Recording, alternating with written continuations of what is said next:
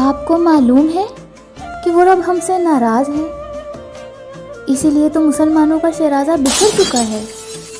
ہم ایک نہیں ہیں، ہم متحد نہیں ہیں، ہم دوست نہیں ہیں۔ سنیں، جب وہ رب ناراض ہو تو کیا کرتے ہیں؟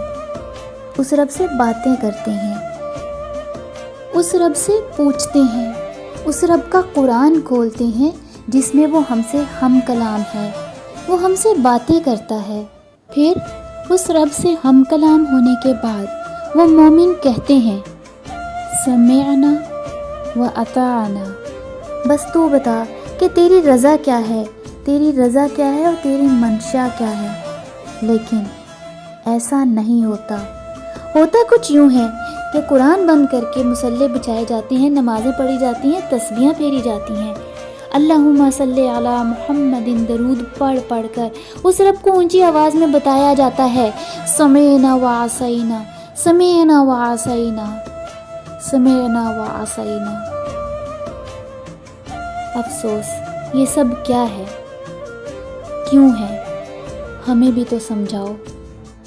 تم قرآن بند کر کے جب باقی سب پڑھو گے تو بتاؤ اس رب کو راضی کیسے کرو گے؟